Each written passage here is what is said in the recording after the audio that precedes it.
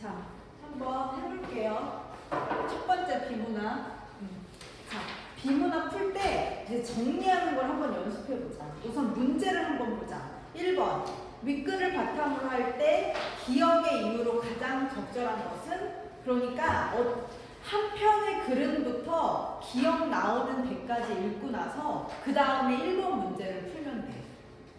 알았죠? 그 다음 2번 볼게요. 윗글을 바탕으로 보기를 이해한 내용으로 적절하지 않은 거니까 윗글 보고 보기 보고 풀어야 되니까 얘는 마지막에 풀어도 되겠다. 그 다음에 마지막도 3번 문제도 이 반응이니까 마지막 문제네. 우선 얘는 비문학치고 글의 지문이 짧으니까 바로 한번 시작해 볼게요. 자, 한 편의 글은 문자, 단어, 문장, 문단이 짜임새 있게 구성된 언어 형식이래. 자, 외적인 게 나왔어. 글은 외적인 거. 내가 그랬죠. 비문학 읽을 때 차이점이 포인트로 시험에 나와. 그럼 외적인 게 나오면은 내적인 것도 나왔을 거야. 그럼 여기 보니까 어디 내적인 게 나왔나 보니까 밑에 줄에 내적인 게 나왔어. 그러면 우리가 좀 비교를 해서 글을 선택을 해야 돼. 글을 외적으로 볼 때 문자의 선형적인 배열이래. 자, 외적인 거는 딱 늘어선 배열이래. 자, 반면 내적으로 볼 때는 글은 의미의 비선형적인 구조래. 의미의 비선형적인 거. 자, 됐고 그 다음에 의미는 문자 배열의 양상과는 다른 질서로 구성되어 있대. 따라서 독자가 글자를 충실히 따라가서 읽는 것만으로는 글이 전달하고자 하는 말을 온전히 이해하기 어려우니까 비선형적인 의미 관계를 파악하는 입체적인 독서가 필요하대. 그래서 요거를 그냥 간단하게 정리를 해보면은 외적인 거랑 내적인 게 있어. 근데 외적인 거는 선형이야. 그리고 내적인 거는 비선형이야. 선형이 아니야. 그리고 얘는 의미가 중요하대. 이렇게까지. 이 정도는 정리할 수 있잖아. 그 다음에 자, 응집성이라는 게 있대. 응집성은 글을 구성하는 단어들 사이의 표면적인 연결 관계를 가리키는데 문장과 문장 혹은 문단과 문단 사이의 관련성이 그리고 그러나 같은 어떤 형식적인 장치로 적절하게 표현된 글은 응집성을 갖춘 거예요. 한마디로 막 접속어가 잘 사용된 거.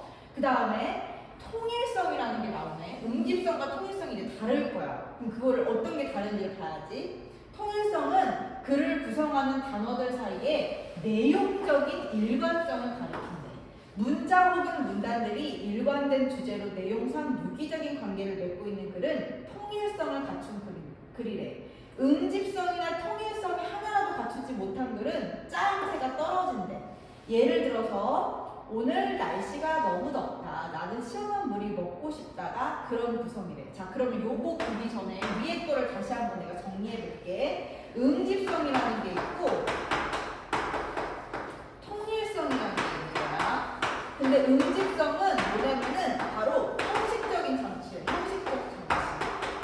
형식적 장치여서 응집성은 예를 들면 그리고 그러나 같은 어떤 접속어를 써가지고 연결을 시켜주는 거고, 통일성인 거는 내용적인 일관성이에요. 내용적인 일관성이고 어떻게 보면은 이게 얘네 두 개가 안 되면은 짜임새가 떨어진다. 여기까지 썼지? 자, 여기까지 보고 나서 문제를 한번 보자. 1번. 윗글을 바탕으로 할 때 기억의 이유로 가장 적절한 것은 그랬어. 아까 전에 그 문장 있잖아. 그 문장이 뭐였냐면은 오늘 날씨가 너무 덥다. 나는 시원한 물이 먹고 싶다. 요거에 대해서 이제 푸는 거야. 자, 1번. 두 문장은 문장 간의 관련성을 나타내는 형식적 장치가 없어. 그래, 형식적 장치 없어. 그리고 그러나 이런 거 없었어. 그리고 내용상 유기적인 관련성. 우선 내용적으로는 둘 다 어떤 내용이야? 날씨가 덥고 물이 먹고 싶은 거니까 어제는 지금 덥다, 목마르다. 똑같이 뭔가 지금 불만을 얘기하고 있는 내용이잖아. 내용이 확 달라지진 않았잖아. 그러니까 유기적인 관련성은 없는 게 아니야. 지금 예를 들면은 나는 오늘 날씨가 너무 덥다. 갑자기 뭐 예를 들면은 찜질을 하고 싶다. 말이 안 되는 게 아니잖아. 그런 것처럼. 그다음 두 번째, 두 문장은 문장 간의 관련성을 나타내는 형식적 장치 없어. 그리고 그러나 없었어. 그러니까 2번 틀렸어. 그리고 3번. 두 문장은 내용상의 유기적인 관련성은 있어. 지금 한여름이니까 덥고 물이 마시고 싶나 봐. 근데 문장 간의 관련성을 나타내는 형식적 장치 그리고 그러나가 없어. 그래서 답이 3번이야. 그래서 3번이야. 그래서 여기 그 기억이 나오는 데까지 읽고 풀어야 돼. 그래서 중요한 거는 내용적 일관성은 있지만 형식적인 장치가 없다. 있다. 그치? 그 다음에 두 문장은 내용상 유기적인 관련성이 있다고. 관련성이 있다고. 그리고 5번. 두 문장은 내용상 유기적인 관련성이 있지만 문장과 관련되는 형식적 배열이 적절하지 않은 게 아니라 아예 형식적 배열 자체가 안 나타났어. 아무것도 없잖아 중간에. 그리고 그러나 아예 안 쓰였잖아. 그래서 1번 답이 3번입니다. 됐죠? 자, 그 이어서 계속 이 문단 읽어볼게요. 그리고 이렇게 어떻게 보면은 이렇게 짧은 글이 더 어려워. 긴 건 중간중간에 뭐 사실 일치분일치인데. 자, 그 다음에 한번 볼게요. 이러한 점들을 고려하면 독서 과정에서 추론은 필수적이래. 이는 글의 내적 의미 구조와 표면상의 문자별이 서로 다른 질서를 가지면서도 응집성이랑 통일성을 중심으로 상호 밀접한 관련을 맺기 때문이다. 우선 글의 문장들을 순서대로 읽어나가다 보면 그 글의 주제나 목적이나 의도를 짐작할 수 있대. 이를 통해 글을 구성하는, 글의 표면을 구성하는 단위들이 어떠한 방식으로 이런 유기적인 관련성을 맺으면서 큰 틀의 내적 구조를 이루는지 파악할 수 있다. 한편 읽고 있는 문장을 선행하는 문장과 연결하면 표면적으로 명시되지 않은 정보까지도 파악할 수 있다. 이때 연결어, 그럼 응집성이겠네. 연결어 같은 형식적인 장치를 염두에 두다 보면 정확한 추론이 이루어진다. 이런 추론들을 통해 정보의 선형적 배열을 뛰어넘는 입체적인 독서가 가능해진다. 라고 되어 있죠. 자, 2번 문제 풀어보자. 윗글을 바탕으로 보기를 이해한 내용으로 적절하지 않은 것은 한번 보기 읽어볼게요. 옛사람의 문장은 사마천과 한유, 소순, 소식 등에 이르기까지 모두 하나의 제목에 먼저 하나의 어떤 주요 요지가 되는 중요한 뜻 종지를 내세워서 중간에 비록 천변 만화가 있더라도 어쨌든 중간에 막 어떤 변화가 있더라도 책 전체의 내용이 모두 이 종지 위에 있대. 예를 들어 사마천의 사기, 범수전 한편은 모두 은행, 원수 이런 게 키워드래. 상한점에 있고 채택전 한 편은 모두 죽을 사자로 두렵게 하고 겁주는 곳에 있고 한유는 평화섭이로 한 편은 모두 결단을 위해 이룰 수 있었다라는 위에 있으며 윈도의 한 편은 모두 이니에지 위에 있으니 다른 것은 유추해 볼 만하다. 어쨌든 여기 글의 포인트들은 다 똑같이 하나의 내용으로 나아간대. 자, 그 다음에 제목의 뜻이 이미 정해지면 다음은 배치와 짜임을 정해야 하니 배치하고 짜임을 생각해야 되는데 그렇게 한 뒤에야 가장 눈에 띄는 구가 있게 되고 가장 눈에 띄는 글자가 있게 되는데요. 글에 능하고 서툼, 이로운 병폐를 논할 수 있다 라고 되어 있어요. 자, 한번 볼게요. 1번 중간에 천변 만화하는 책의 내용은 글의 내적인 특성을 가리킨다. 자, 책의 내용이잖아. 여기 써놨지. 내용적인 거. 그건 당연히 뭐예요? 글의 내적인 특성이죠. 글의 내용. 통일성과 관련된. 그 다음에 2번. 책 전체의 내용이 모두 이 종지 위에 있다는 것은 글이 갖춘 통일성. 어쨌든 내용은 통일성이야. 내용은 통일성. 그 다음에 3번. 윈도 한편에서 다른 것의 내용은 이니 예제와의 유기적인 관련성을 통해 유추할 수 있다. 이건 보기 내용에서 유추할 수 있는 거지. 그 다음에 4번. 답이 4번이거든요. 가장 눈에 띄는 글자로 글의 능하고 서툰, 이로움과 병폐를 논하는 것은 글자의 선형적인 배열을 살펴보는 과정이래. 자, 근데 여기서 봤을 때 글자가 지금 그러나 그리고 이런 걸 나타내는 게 아니잖아요. 그래서 이거 선형적인 배열을 따져보는 게 아니라 여기서 보면은 어떤 내용에 대해서 글의 뜻과 뜻이 이미 정해지면은 배치와 짜임새를 생각했을 때 가장 눈에 띄는 구, 여기서 가장 눈에 띄는 글자 같은 것은 그냥 배열을 살펴보는 게 아니라 전체적인 비선형적인 것, 통일성인 것도 살펴보는 거기 때문에 이게 답이 4번이에요. 그냥 그리고 그러나 같은 걸 살펴보는 게 아니니까. 그리고 5번 배치와 짜임을 정한 뒤에야 가장 눈에 띄는 구가 드러나는 것은 글의 내적 외적, 그쵸? 배치 짠 그다음에 구 전체적으로 외적 내적인 걸 다 생각해야 된다는 거죠. 자, 그다음 3번 볼게요. 이거 3번은 되게 쉬웠어요. 자, 윗글을 읽은 학생의 반응이다. 이에 대한 설명으로 가장 적절한 것은 책의 글자를 그냥 순서대로 읽기만 했을 때보다 그 책에서 설명하는 여러 개념을 연결하면서 읽기, 여러 가지 개념을 연결하며 읽었을 때 이해가 잘 됐던 경험이 있어. 특히 개념 간의 의미관계를 구조도로 그리며 읽으니까 그 이해에 도움이 돼. 왜 그런지 알겠어. 너도 그렇게 해볼래? 그랬더니 뭐야? 답이 1번이야. 왜냐? 내가 직접 여러 개념을 연결하면서 읽어봤다는 거잖아. 내가 직접 해봤다는 거잖아. 나 이렇게 하니까 도움이 됐어.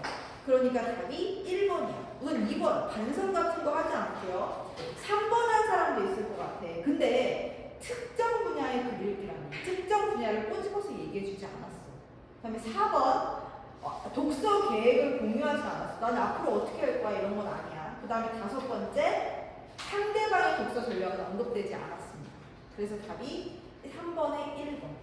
알겠죠? 자, 그 다음 거 한번 해볼게요. 그 다음 거.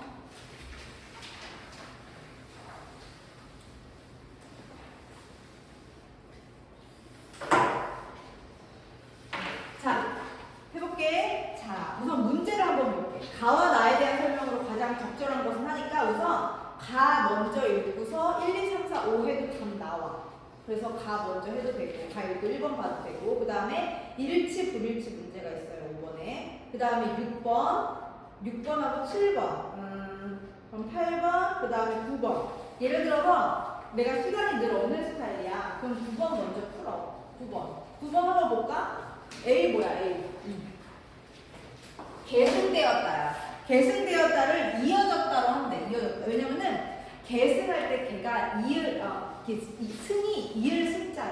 이을 게 이을 승. 그래서 이어졌다는 뜻이고 우선 문맥상 보니까 우주로는 이후 혼천설로 이어졌다라고 보는 게 맞죠. 그래서 답이 1번은 맞고 그 다음에 2번 볼게요. 2번 B를 봤더니 뭐냐. B가 용이하게 설명할 수 있다. 여기서의 용이는요, 굉장히 용이하다는 건 쉽게, 수월하게 이런 뜻이에요. 근데 여기 지금 쓸모있게라고 해놨죠.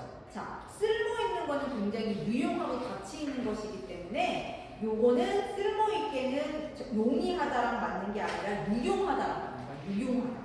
그래서 용이하다의 정확한 뜻을 몰랐다. 그럼 써보세요. 용이하다는요. 여기 내가 손글씨에 써놨지만 쉽게로 생각하면 쉽게, 수월하게, 엄청 쉽게. 그래서 이거 틀린 사람들 잘 적어놓으면 되고 그 다음에 C 볼게요. C 수용하였다. 수용하는 건 받아들였다 맞고요. 그 다음에 D 위배된다.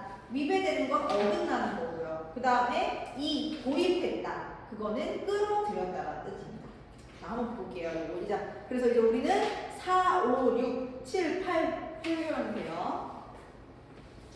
자, 해보겠어요. 자, 고대 중국에서는 자신들이 살고 있는 세계를 이해하기 위해서 다양한 우주론이 등장했대.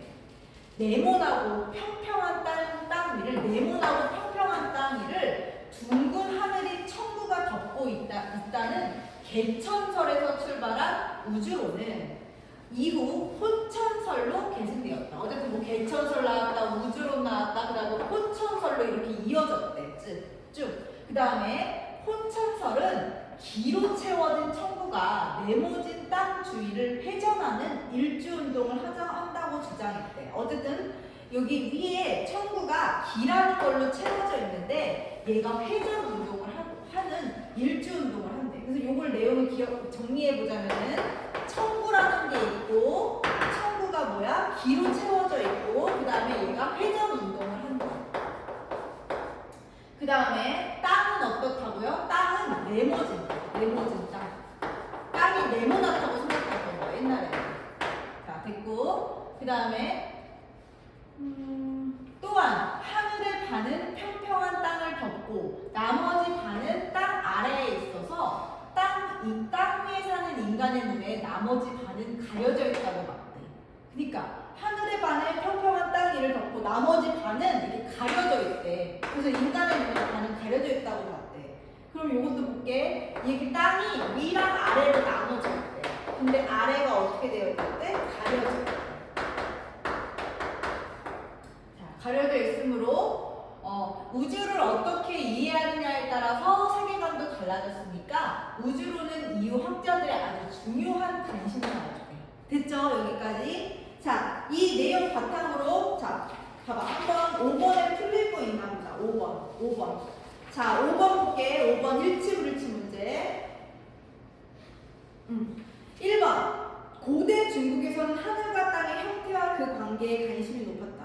관심이 높았잖아. 아까 앞에 나와 있잖아. 우주론에 따라서 어떻게 됐다고? 여기 보면은 세계관이 달라졌대. 우주를 어떻게 이해하지? 어쨌든 여기 땅이 네모나타, 동그랗다 이거 자체에 관심이 많았으니까 5번에 1번은 맞는 내용이에요. 자, 2번 틀렸어요. 답 2번이에요. 왜 틀렸는지 보자. 혼천설에서는 천구와 땅이 회전운동. 언제 내가 땅이 회전운동한다고 썼나요? 회전운동하는 거는요 천구만이에요. 땅은 가만히 있는 네모난 존재야. 그래서 뭐야? 천구와 땅이 회전운동을 하다니요. 인간은 천구 전체를 볼 수 없다고 써있다. 그래서 답이 여기 회전운동을 하는 거는 천구밖에 되지 않아서 2번입니다. 2번.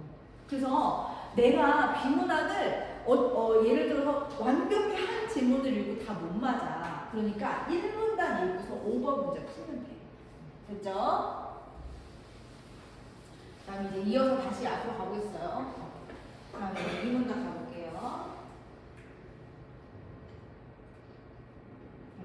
자, 그 다음에 송나라 학자인 장제라는 사람이 나오네.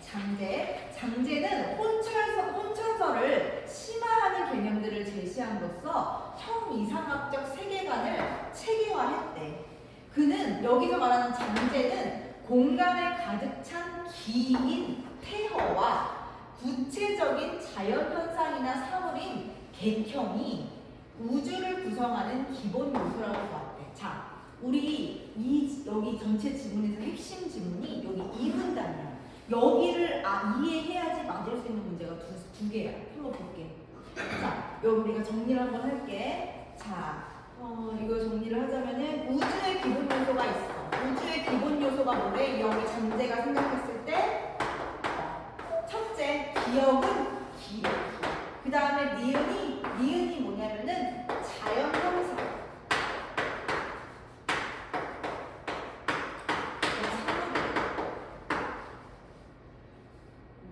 그래서 다시 한번 얘기하자면은 이 장제는요 공간에 가득 찬 기인 태허와 구체적인 자연 현상이나 사물인 객형이 여기 객형이 우주를 구성하는 기본 요소라고 봤대. 이때 객형은 이 객형이라는 거는 기가 둘로 분화한 음과 양의 상호작용인 태화에 의해서 발생하기 때문에 객형에는 태화가 깃들어 있대. 자, 이거 내가 정리해 볼게. 자, 볼게. 여기 이 기억에서 어떻게 되는 거야? 이거 치워야지. 여기에서 음과 양이 나오는데 음하고 양. 여기 보니까 기가 둘로 분화해서 음과 양이 나와서 상호작용인 뭐가 된데 태화에 의해 발생했기 때문에 여기 태화. 디귿이 태화야. 디귿이 태화야. 태화에 발생했기 때문에 이 객형에는 여기 니은 객형. 이 객형에는 태화가 깃들어 있대. 됐죠? 그 다음에 또한 그는 인간의 육체와 육체에 깃든 정신이 각각 객형과 객형이 깃든 태허에 대응한다고 보았는데, 자, 인간의 육체와 육체에 깃든 정신 또 정리해 볼게. 그러니까 이게 여기 볼 때 인간의 육체는 뭐랑 만드는 거야? 여기 기억이 여기가 인간의 이거 정신이고 육체는 니은이 여기 육체. 인간의 육체가 객형이고 그 다음에 객형이 깃든 태어가 뭐야? 정신이다. 태어. 그래서 여기다 내가 쓴 거야. 대응된다고 봤다. 이는 자연과 인간이 동일한 요소로 이루어졌다는 주장이 이어져 훗날 자연과 인간의 본성을 동일시하는 성리 성리학적 사고의 토대가 됐다. 그러니까 내가 원하는 거는 이렇게 정리를 해야 돼. 이해하려면. 됐죠? 그래서 중요한 거는 자연과 인간. 자연과 인간이 어떻게 된대? 본성을 동일시하는 성리학 사고의 토대가 됐다. 그러니까 얘네들의 본성을 동일시했대. 얘네 두 개를. 됐죠? 그 다음에 한편 혼천설에서는 땅이 정지해 있고, 이거 다시 한번 여기서 나오네. 5번 문제 다시 한번 확인할 수 있네. 땅은 어쨌든 정지해 있다고. 땅 회전 안 한다고. 땅은 정지해 있고 천구가 움직인다는 천동 지점으로 천체의 겉보기 운동을 설명했다. 천동 지절은 우선설과 자선설로 나눈대. 자, 이거 보는 순간 또 뭐 해야 돼? 아, 둘의 차이점을 또 구별하면서 봐야겠구먼. 자, 우선설이 뭐야? 야, 하나는 두 개 차이나게 해야겠다.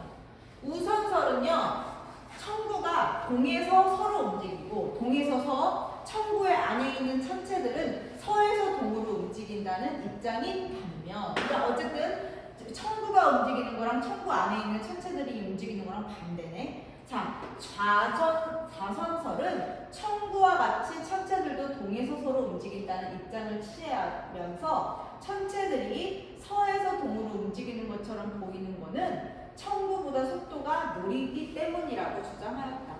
우선설은 자선설과 달리 일식이나 월식 형상을 아주 쉽게 설명할 수 있었으므로 실용성을 중시한 당시의 역법가들이 이를 받아들였대. 반면에 자선설은 성리학을 득대성한 주의가 주장함으로써 후대 성리학자들한테 널리 받아들여졌대. 주의는 천체가 천구처럼 기로부터 형성된 거니까 천체 역시 천구와 같은 방향으로 회전하는 것이 마땅하다고 생각했대. 또한 우선설에 따르면 태양이 달보다 운행 속도가 빠르지 않게 되는 문제가 발생하는데, 이는 태양과 달을 각각 양과 음의 성질을 지닌 천체로 본 성리학 체계의 위배, 모순되는 것이어서 당시로서는 받아들이기 힘든 거였대. 자, 여기까지가 가의 내용이에요. 한번 요거 바탕으로 4번 문제 봅시다. 4번 문제. 자, 1번. 가는 나와 달리 특정 우주론의 기본 원리가 다른 분야의 이론과 주고받은 영향을 설명하고 있다. 어디서부터 뭐 받았다는 내용이 있습니까? 어디로부터 영향을 받았다? 이게 영향을 준 건 있을 거야. 성리학에 영향을 줬다는 내용은 나와 있어. 근데 또 다른 거로부터 영향을 받았다는 내용이 없잖아요. 그래서 1번은 받았다는 내용이 없기 때문에 틀린 거예요. 그 다음에 2번. 가는 나와 달리 우주론의 변천 과정을 통시적으로 살피면서 각 우주론의 장단점을 비교하고 있다. 내가 통시적이라는 말 설명했었어. 통시적이라는 거는 시간의 변화에 따라서, 시대의 변화에 따라서 하는 거야. 예를 들면 뭐 50년대 어땠고, 60년대 어땠고, 70년대 어땠고. 그러니까 뭐야? 이 가에는 시대에 따라서 변화했다는 내용이 안 나왔어. 그래서 가는 틀린 거야. 그 다음에 3번. 나는 가와 달리 상반된 두 우주론이 형성된 사회적 배경이 어떤 차이, 우선 나 아니고는 말할 수가 없네. 그 다음에 아직 이거 3, 4, 5는 나를 읽고서 풀어야 될 것 같습니다. 자, 됐죠? 자, 우리 6번 한번 보자. 6번 좀 어려웠는데, 기억에서 디귿을 이해할 때 가장 적절한 것은? 하고 나와 있어. 자, 1번. 아까 이 문단에 본 거야. 기억이, 이 기가 깃든 니은, 개평에는 정신이 깃든 자연이 있대. 자, 자연이 아니라 뭐가 있어요? 육체가 있어. 육체. 여기 써놨잖아. 육체. 자연이 아니라, 니은에는 자연이 아니라 육체가 있어. 그 다음에 2번. 별도로 있던 기억하고 니은이 결합할 때 디귿이 일어난다. 별도로 있던 기억이라니. 같이 일직선이야. 기억만 떨어뜨릴 필요가 없어. 별도가 아니야. 그 다음에 3번. 기가 분화하는 순간에 니은에 들어있던 기억이 형성된다. 그런 얘기 한 적 없죠. 니은에 들어있던 기억이 갑자기 형 나왔다는 얘기 없었어요. 그 다음에 4번. 디귿에 의해서 태화에 의해서 니은이 발생함으로 모모에는 기가 깃들어 있다. 아, 여기 정신에는 기가 깃들어 있다라고 되어 있는데 정신 그 자체가 기야, 기. 그러니까 정신이 기기 때문에 육체로 보면 돼, 육체. 정신 자체가 기야. 깃들어 있는 게 아니라 정신이 기기 때문에 이렇게 말을 하면 말이 잘못됐어요. 5번이요. 디귿은 태화는 기역, 기로부터 분화하여 발생함으로 사물에는 기역이 깃들어 있다. 그러니까 여기서부터 이렇게 나온 거기 때문에 답이 5번이에요. 그래서 6번 문제는 이 문단을 이해해야지 풀 수 있는 문제예요. 그죠? 그 다음, 자, 나와볼게요. 나 문단. 조선 후기에 이르러서 네모는 땅을 중심으로 중국으로 내 기퉁이에 해당하는 주변을 오랑캐로 보았던 중국 중심의 전통적 화의관이 흔들리게 됐대. 이게 뭐야? 옛날에 우리나라는 사대주의로서 중국을 섬겼잖아요. 그래서 네모난 땅의 중심을 중국으로 보고 내 기퉁이 중국 아닌 주변 변방국가를 다 오랑캐로 봤는데 그게 이제 흔들리게 됐대. 이 무렵 실학자인 홍대용이라는 사람이 등장합니다. 홍대용은 유기체적 자연관을 기본으로 화의관에 맞서는 독창적인 견해를 제시했다. 아, 이제 더 이상 화의관을 따르지 않고 좀 자신만의 독창적인 견해를 제시했대요. 이는 자연의 원리를 바탕으로 인간과 사회를 이해하려는 태도에서 비롯된 것이다. 홍대용은 월식이 일어날 때 달을 가린 그림자가 땅에 둥글게 나타나는 현상과 지평선의 모양 등 경험적으로 관찰할 수 있는 자연 현상을 근거로 더 이상 땅이 네모나지 않고 땅이 둥글다고 주장한 거야. 따라서 그는 지구상 각 위치는 경도, 위도로만 표시할 수 있으며 상하나, 위아래, 상하나 동서남북을 구분할 수 없다고 봤대. 이러한 지리적 상대주의 논리는 사람이 발을 디딘 중심이 따로 존재할 수 없다는 생각으로 이어졌다.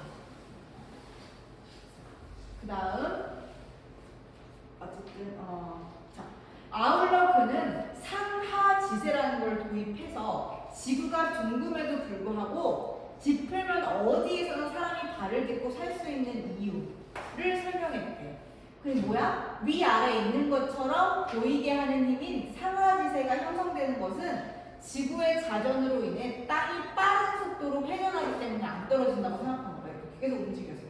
이처럼 그는 지구의 자전과 함께 움직이는 기가 우주와 맞붙여서 허공에 딱 응집돼서 땅덩어리를 향해 모임으로써 상하지체가 형성된다는 지전설이라는 것을 전개했대.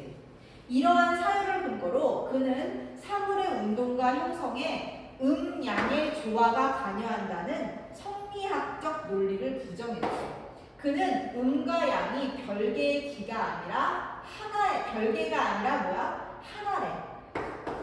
하나의 기이며 그 성질이 다른 것은 그냥 정도의 차이가 있다고 주장했대.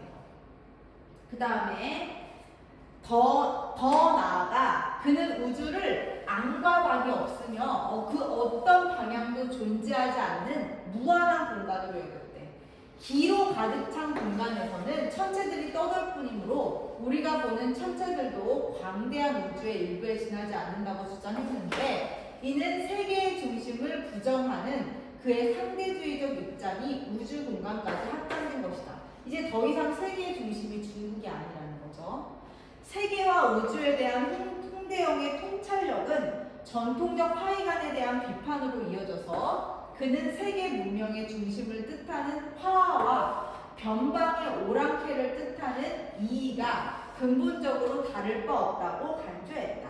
이러한 그의 세상은 사람의 이치가 자연을 비롯한 사물의 이치와 똑같다, 대등하다는 인물 균론으로 발전한다. 어쨌든 중요한 게 뭐냐면 홍대용은 자기만의 특정한 입장을 막 주장하기 시작했어.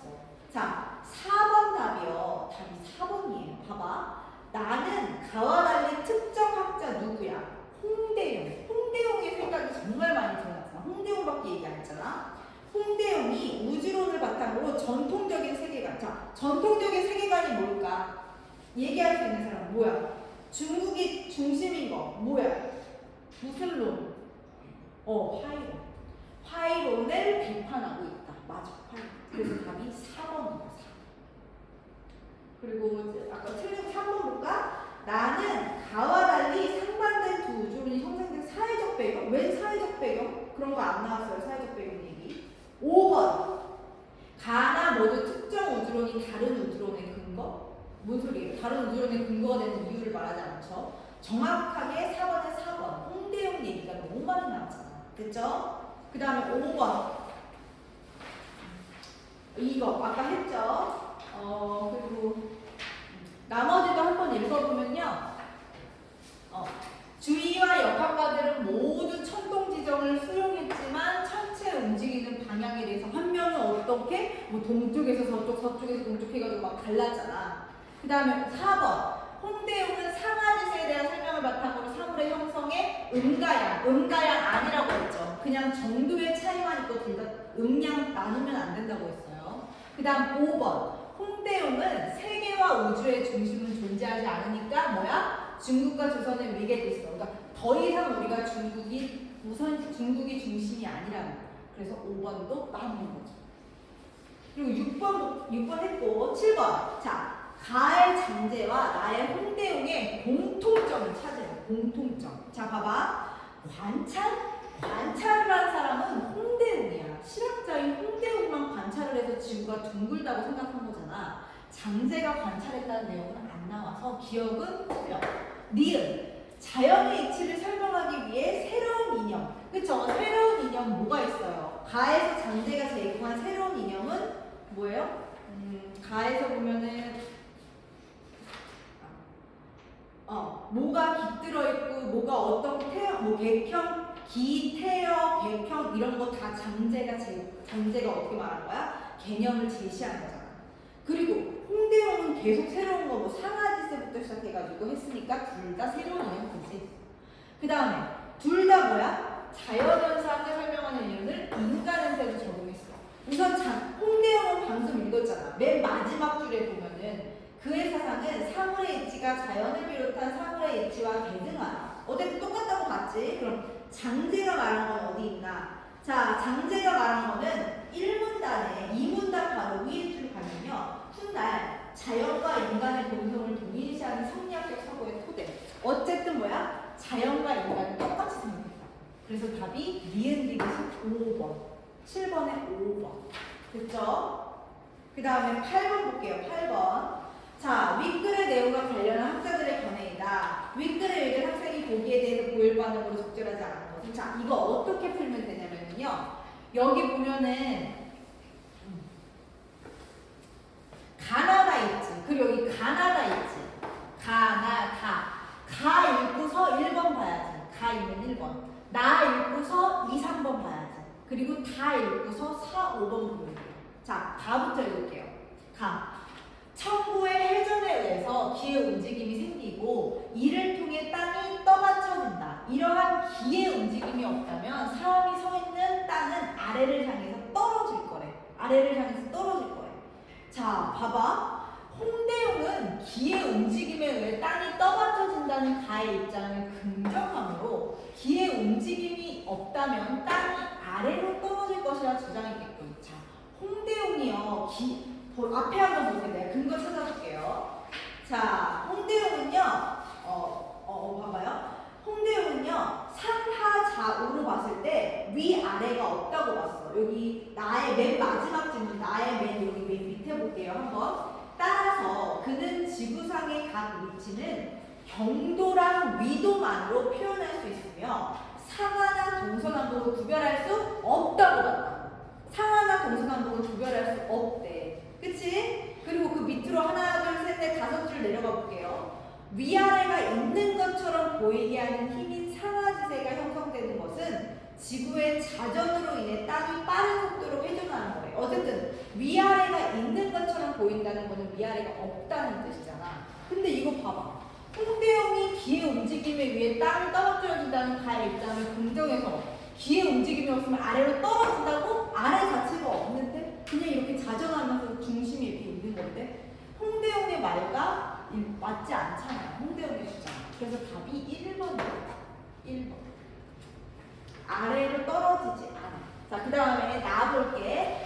땅을 디디면서 한쪽을 향해 몇 가에 걸쳐 걷다 보면 하늘의 큰 별을 바라볼 때의 각도가 서서히 작아진다. 이는 그 사이에 내 키가 커진 것이 아니라 땅이 굽어있대. 한마디로 뭐야? 땅은 점점 둥글다고 더 이상 네모나지 않다고. 그렇잖아. 자, 2번. 홍대영은 땅이 굽어있다는 나의 입장을 긍정. 그렇잖아. 홍대영은 지구가 둥글다고 생각했잖아. 큰 별을 바라보는 각도의 변화 외에도 여러 가지 경험적 변화. 그리고 우선 실용주의자들은 뭐야? 진짜 실생활에 가치가 있는 걸 진짜 실험을 하는 사람들 있잖아. 누가 봐도 2번 맞지? 야, 8번에 2번은 절대 안 돼. 그 다음에 3번. 혼천설을 주장하는 학자는 땅이 굽어있다는 나의 입장을 부정함으로 큰 별을 바라볼 때 각도가 달라지는 이유를 다른 데서 찾으려겠고. 그치? 혼천설은 어쨌든 지구가 네모나다고 생각하고 말하잖아. 그러니까 다르게 말하려고 했겠지. 그 다음에 자, 다 읽어볼게. 동물과 마찬가지로 인간은 자기 보존의 욕구를 타고났지만 유일하게 옳고 그름을 분간하는 도덕적 본성을 지니고 있으므로 세상의 밝은 이치를 깨달을 수 있대. 그러니까 뭐야? 동물과 인간은 보존을 욕구는 타고났는데 도덕적인 본성 이거는 인간이 갖고 있는 거래. 자, 4번. 자연과 인간의 본성을 동일시하는 성리학자는 인간과 동물을 별개로 보는 다의 입장을 부정하므로 인간만이 유일하게 도덕적 본성을 지니고 있다는 거에는 동의하지 않겠군. 그쵸? 자연하고 인간은 본성까지도 똑같다고 봐요. 그 다음에 라 읽어볼게. 1급 천체들은 하늘에 매여 있지 않다. 이들은 땅을 둘러싸고 하늘과 반대 방향으로 회전하는데 천체의 속도가 저마다 다른 것은 각각의 성질에 기이한 거래. 그 다음, 그래서 5번 볼게. 주리는 천체들의 속도가 각각의 성질에 기이한다는 나의 입장을 받아들이면서도 천체가 기에서 발생한 점을 근거로 천체가 하늘과 반대로 회전한다는 거에는 인정하지 않는데. 자, 방향 한번 보자. 아까 어디 있었어? 방향 나온 거. 주의 관련해서 방향 나온 거 내가 보여줄게. 가문단에요. 이문단을 봐봐요. 가글의 이문단. 그리고 밑에서 하나, 둘, 셋, 넷, 다섯, 여섯, 일곱, 8줄 갈게요. 반면 자전설은 성리학을 빗대서만 주의가 주장함으로써 후대 성리학자들에게 널리 받아들여졌대. 자, 여기서부터 포인트. 주희는 천체가 천구처럼 기로부터 형성된 것이므로 천체 역시 천구와 같은 방향으로 회전한다고 생각해. 같은 방향. 그치? 어쨌든 같은 방향이래. 그러니까 뭐야? 반대로 회전하는 거에서는 인정하지 않았겠지. 여기 근거가 딱 있잖아. 여기는 지금 반대로 하는 거 인정하지 않고 근데 이거 맞는 거잖아. 됐죠? 자, 그 다음에 9번 했죠? 자, 그 다음 거 갈게요. 오늘은 어려운 일부러 비문학만 짝짝짝 비문학만 해보자. 이거 되게 정리를 한번 쫙 해볼게요. 자, 우선 이 문제 어떻게 풀어야 될지 생각을 한번 해보자. 자, 10번 문제는요. 읽으면서 풀어야 돼. 중간중간 계속 확인해야 돼. 그 다음에 11번은요. 기억에 대해 추론한 내용으로 가장 적절한 것을 했으니까 어디까지 해야 돼? 기억 나오는 데까지 첫 번째 문장부터 기억 나오는 데까지 읽고서 끊고서 11번을 풀어야 돼. 그 다음에 12번은 윗글을 바탕으로 보기를 이해한 거니까 다 읽고 풀어도 괜찮아요. 자, 그 다음 13번. 자, 우리 13번도 먼저 해보자. 우리 13번은 틀리면 안 되니까. 자, A의 의미와 가장 가까운 거, 문맥상. 자, A 볼게요. WTO 규정에 따라 수출국의 보조금 수준에 맞춰서 부과한대. 보조금 수준, 어떤 수준에 맞춘대. 내가 그랬죠. 문맥상 중요한 거는요. A 바로 앞에 나와 있는 목적어를 봐야 돼. 수준이야, 수준. 자, 그걸 봤을 때 13번에 1번 답을 맞춰보았다. 수준과 답보다 더 비슷한 게 있어. 이거는 옳고 그름을 따지는 답이니까 1번 아닌 것 같아. 자, 2번 봐. 수준에 맞춰, 기준에 맞춰. 답 2번이야. 수준이랑 기준이랑 비슷한 느낌이잖아. 그치? 너 내 수준에 이거 내 수준에 안 맞아, 내 기준에 안 맞아. 똑같은 말이잖아. 그래서 답이 2번. 그리고 3번 안경을 맞춘다, 줄을 맞춘다, 시간을 맞춘다. 그건 뭔가 목적어가 더 제일 가까운 거 찾았을 때 문맥상 2번이 제일 가깝죠. 그래서 13번 답 2번이에요. 한번 해볼게.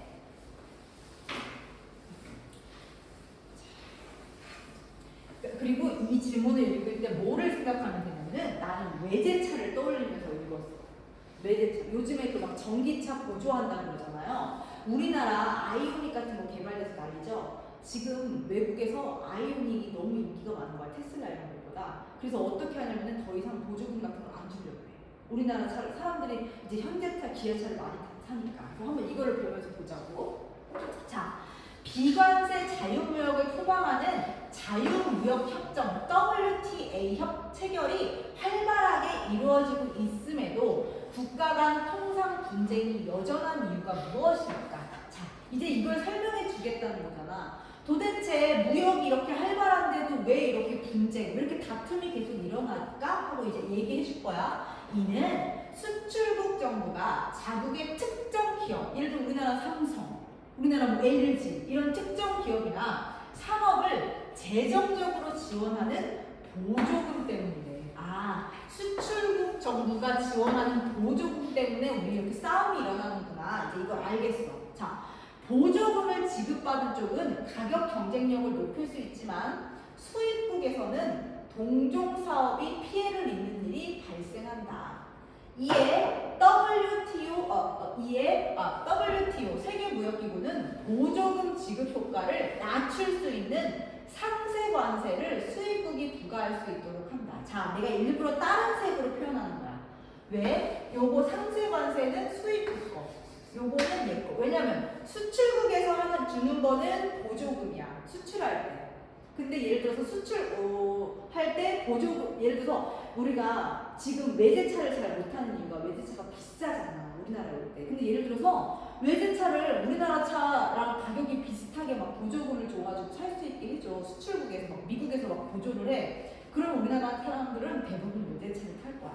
그러니까 어떻게 해? 수입국인 우리나라에서는 상세 관세를 부과한다고. 외제차 타면은 세금도 훨씬 더 많이 나와요. 일반 우리가 그냥 자동차를 타면 세금이 뭐 30만 원 정도 나와. 현대 기아차. 근데 우리가 외제차를 타잖아. 그러면 거의 100만 원 나와. 이제 그걸 생각하면 돼. 그래서 이걸 정리하면 해볼게. 정리. 수출국에서 주는 거는 보조금을 주고요. 그 다음에 수입국에서 주는 거는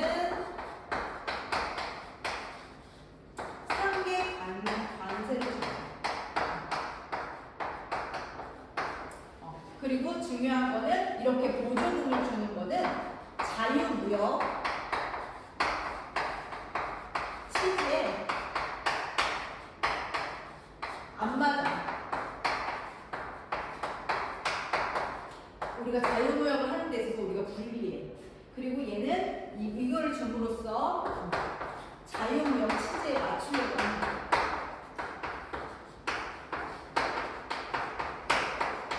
여기 내용을 봐봐.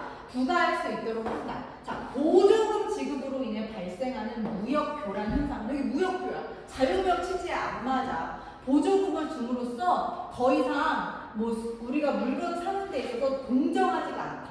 그리고 WTO가 추구하는 자유무역 취지에 역행하기 때문이다. 그러니까 자유무역을 하려는 이유는 뭐야? 못 사는 나라들도 무역 상품을 수출해서 좀 돈 좀 벌게 하려고 하는 거잖아. 자, 대부분의 국가에서 상세 관세는 최소 부가 원칙에 따라서 보조금보다는 낮은 수준에서 혹은 WTO 규정에 따라 수출국의 보조금 수준에 맞춰서 부과된대. 자, 요거를 한번 또 써볼게요. 이거 어떻게 써야 되지? 자, 우선 여기다가 상세 이 관세라고 하는 거는 최소 부가 원칙에 따라 요 보조금보다 어떻게 낮은 수준에서 돼야 되고 또 WTO 규정에 따라 수출국의 보조금 수준에 거의 맞춰서 낮거나 비슷하면 되겠죠.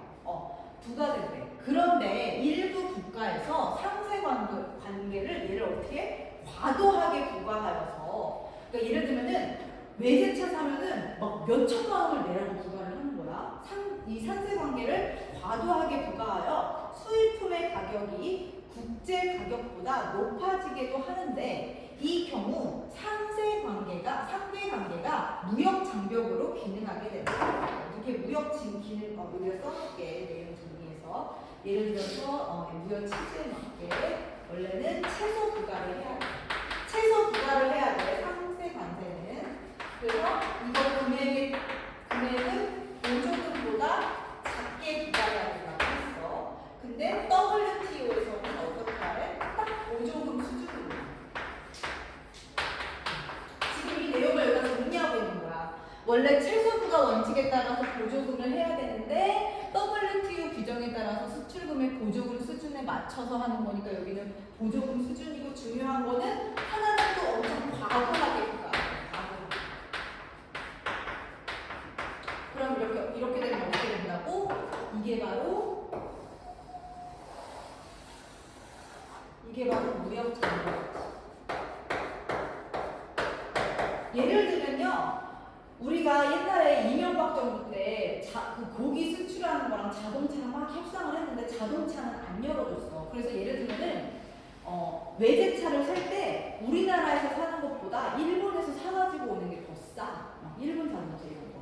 왜냐면은 국제 수역 일본에서 너무 이거를 자유무역 취지에 과도하게 부과했기 때문에 일본에서 자동차를 사는 게 우리나라에서 일본 자동차를 사는 게 더 싼 거야. 거기서 갖고 오는 게. 그런 예를 한번 머릿속에 떠올리면서 보면 돼. 그 다음에 그런데 일부 국가에서는 상세 관계를 과도하게 부과해서 수입품의 가격이 국제 가격보다 높아지기도 하는데 자동차를 생각해봐. 우리 외제차 사면 완전 다 부자라고 생각하잖아. 이 경우에는 상세 관계가 무역 장벽으로 기능하게 된대. 자, 여기까지 얘기고 11번 문제를 봐요. 11번 문제. 자, 기억에 대해 추론한 내용으로 가장 적절한 걸 찾는 거야. 자, 답이 1번이고 나머지가 왜 틀렸는지 볼게. 상세 관세를 부과하는 원래의 취지는 뭐야? 자유무역을 하기 위해서 피해보지 않고 자유무역을 보게 하기 위해서지. 근데 이게 뭐야? 원래의 취지랑 부딪힌다. 과도하게 부과함으로써 어떻게 된대? 무역 장벽이 된다잖아. 그러면 자유무역이 아니잖아.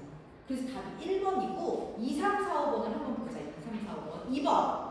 생산자 잉여의 증가액이 소비자 잉여의 감소액보다 커지는 현상이 나타날 수 있다. 예를 들면 현대자동차가 자동차를 막 만드는데 나라에서 상세 관계를 부과해. 그러면 생산자 잉여의 증가액이 어떻게 돼? 돈이 남겠지. 그리고 소비자 잉여의 감소액. 소비자들이 어떻게 돼? 그 자동차를 사면서 피해를 보겠지. 그거보다 커지는 현상이 나타날 수 있다. 이게 왜 틀렸냐면은 이게 무역 장벽이 있기 때문에 과도하게 부여를 하면은 더 이상 안 사요. 사람들이.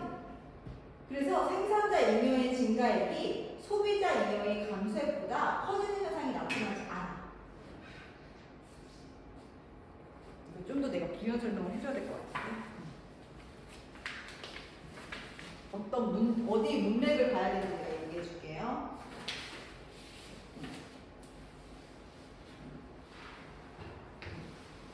자, 3문단을 봐봐요. 3문단.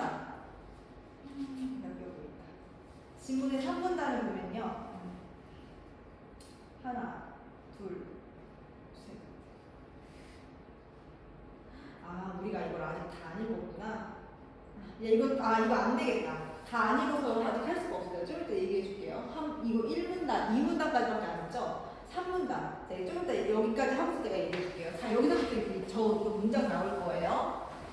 자, 또한 과도한 상계 관세는 수입국의 경제적인 손실이라는 것을 유발한대. 자, 처음에는 왜 그런지 얘기를 해줄게. 봐봐. 처음에는 국제 가격보다 높아진 수입품에 비해 자국의 상품의 가격이 더 낮아져서 그 수요가 증가되는 효과가 나타나지만 시간이 흐르면서 자국 상품의 가격 또한 수입품 가격에 근접할 정도로 인상한다. 예를 들면 이거야. 우리가 지금 뭐 전기차를 살 때 테슬라는요 최소 5천에서 1억 사이예요. 거의 막 1억이에요. 테슬라 자동차. 아무나 잘 못 타요. 그러니까 우리가 상대적으로 지금 아이오닉이나 무슨 그거 말고도 여러 가지 전기차 우리 나오고 있잖아. K5 이런 거 전기차 타잖아요. 레이 같은 거 전기차 나오는 거. 그거를 사. 근데 시간이 지나면서 어떻게 하는 줄 아니? 그 현대자동차랑 기아자동차 이런 데서 전기차 가격을 슬금슬금 올려. 아이오닉 자동차 지금 거의 6,000대예요. 그러니까 수입품 가격에 근접할 정도로 점점 인상된다고. 사람들이 아이오닉 자동차가 6,000이라고 해도 테슬라가 이제 거의 1억인데 평균. 그렇게 생각하면서 비싸게 생각을 안 하게 되는 거야. 그리고 회사에서도 점점 자동차 가격을 높이는 거야. 그러니까 어떻게 돼? 소비자 잉여는 줄어드는 거지. 소비자들이 자동차를 옛날에는 전기 자동차를 5천만 원만 있어도 살 수 있었는데 이제 5천만 원짜리 전기 자동차를 못 사는 거야. 자, 그 결과 생산자는 이득이야. 그렇잖아. 삼성, 현대자동차, 기아자동차는 이득이라고. 이득이야. 근데 소비자는 손실을 본다. 됐지? 그 다음에 생산자 입장에서 받을 수 있는 최소한의 가격과 실제 판매 가격의 차이인 총량인 생산자 잉여는 증가해. 옛날에는 자동차 하나에 5천만 원 해가지고 남는 돈이 1,000만 원이었는데 이제 자동차 하나에 6천, 7천씩 팔아서 1,000, 2천씩 더 남는다. 소비자 입장에서는 지불할 의사가 있는 가격과 실제 구입 가격의 차이의 총액인 소비자 잉여는 감소하기 때문이다. 그렇잖아. 우리는 점점 더 많은 돈을 내야지만 자동차를 살 수 있어. 전기차를 살 수 있어. 문제는 소비자 잉여의 감소액이 생산자 잉여의 증가액과 정부의 상세 관세 수입을 합친 것보다 크다는 데 있다. 자, 봐봐. 소비자 잉여. 소비자 잉여의 감소액이 떨어지는 거. 우리가 더 손해보는 금액이 생산자 잉여 증가액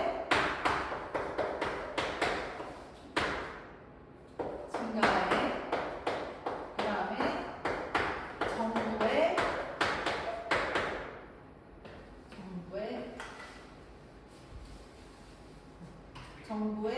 정부 상계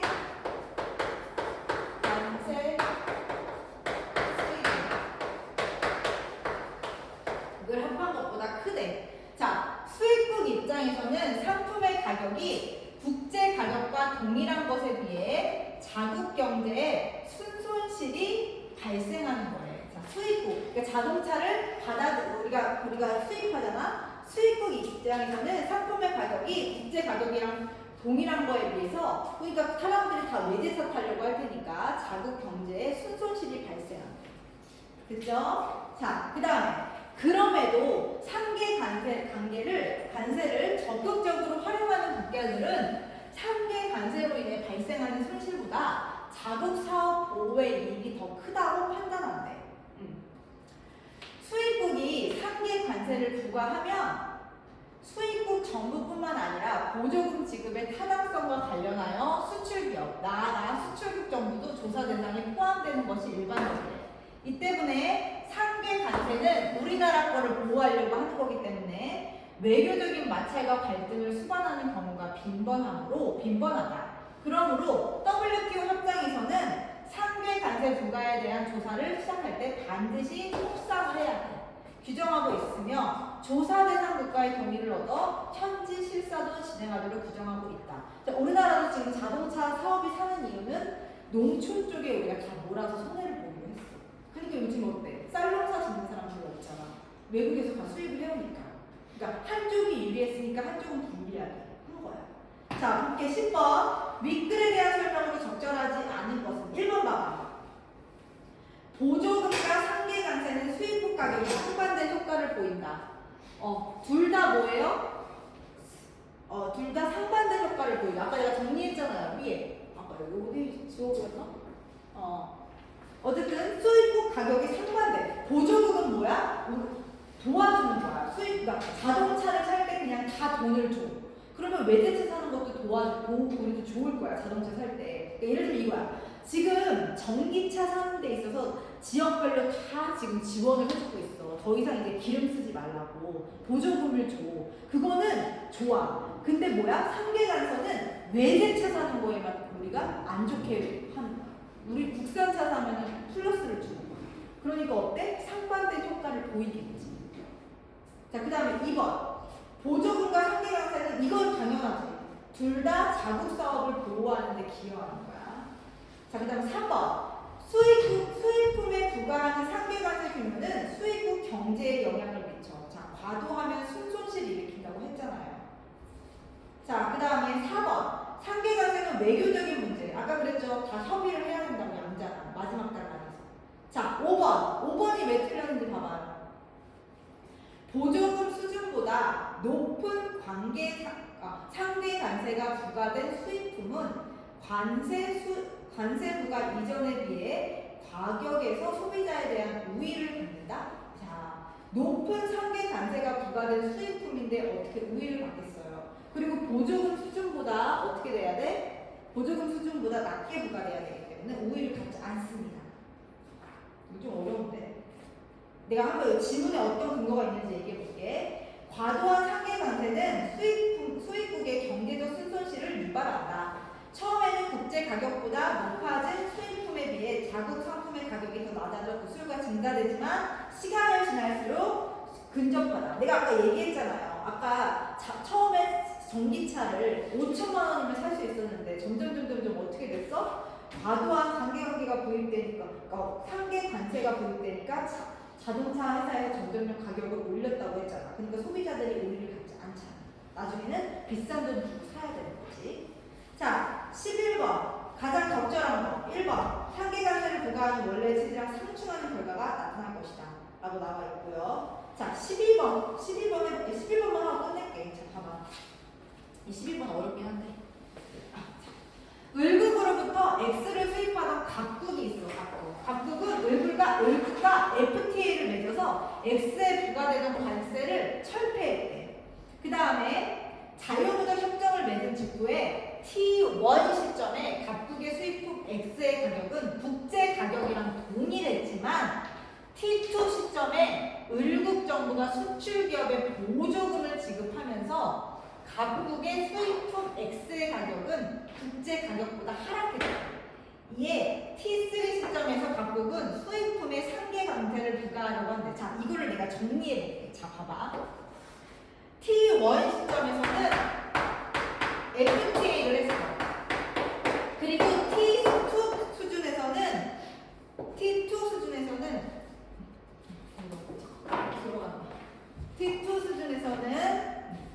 을국에서 보조금을 줬대. 그 다음에 T3 시점에서는 각국이 상계 관세를 부과했대. 자, 그리고 중요한 포인트는 상대 관계는 보조금보다 작게 최소 수준에서 부과를 해야 돼요. 자, 이거 그렇게 했더니 이렇게 FTA가 있는 수입품 가격이 어떻게 됐냐면은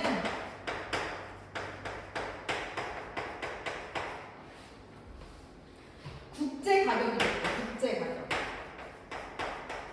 그리고 T2 수준에서는 어떻게 됐대? 수입품보다 여기 보니까 수입품 X의 가격은 국제 가격보다 하락했대. 그리고 얘는 이걸 했더니 당연히 어떻게 돼? 부과한다고 하니까 수입품보다 비싸지겠지. 수입품이 가격. 자, 이걸 바탕으로 1번. T1 시점에 각국 소비자는 자유무역 협정을 맺기 이전보다 X에 대해 높은 가격을 지불하겠군. 자, 높은 가격 아니고 국제 가격이죠. 왜 높은 가격이야? 국제 가격. 2번. 최소 부과 원칙에 따라 상계 관세가 부과된다면 T3 시점의 각국 소비자의 잉여는 T2 시점에 비해서 감소하겠군. 왜냐? 수입국 가격 높아지니까 감소하죠. 답 2번이에요. 자, 3번. 보조금 수준보다 높은 상계 관세가 부과된다면 T3 시점에 각국의 수입국과 자국 상품 모두 판매량은 모두 T2 시점에 비해서 계속 강세하고. 자, 우선 상계 관세는요 최소 수준으로 부과돼야 돼서 틀려. 그 다음에 4번. 보조금과 동일한 수준에서 상계 관세가 부과된다면 감소한 소비자 잉여만큼 생산자 잉여가 증가. 이거는 근거 없죠. 감소한 것만큼 증가하는 건 아니죠. 그 다음에 5번. T3 시점에 상계 관세가 과도하게 부과되어서 경제적 순손실이 크게 발생한다면 이는 T1 시점과 동일한 수량의 X가 소비됨에도 국제 상품 가격이 국제 가격보다 오르기 때문이겠군. 자, T1 시점과 동일한 수량에 대해서는 알 수가 없어. 그래서 이거 틀려. 그래서 11번의 답은 2번이에요. 그래서 내가 생각했을 때 오늘 비문학 중에서 20번에서 13번이 제일 어려웠던 것 같거든요. 이거랑 이거 그 다음 거, 세포 문제. 그래서 이거 어려웠어요. 네, 할게요.